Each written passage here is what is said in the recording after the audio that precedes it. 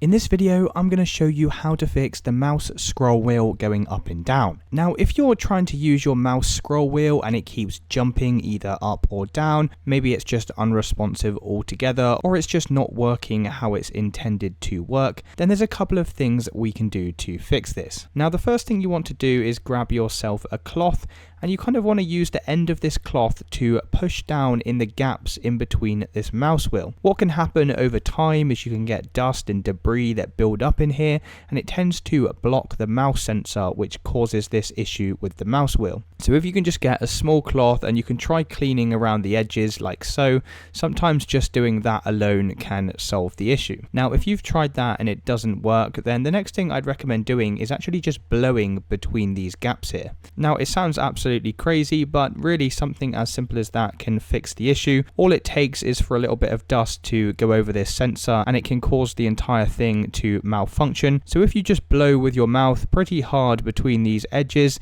you might need to do it a few times. That should now fix that issue for you. If you have compressed air, then you can also try using that, but usually just using your mouth and blowing a few times will fix that issue. So it's as simple as that, guys. If you did find this video helpful, then please consider dropping a like and subscribing.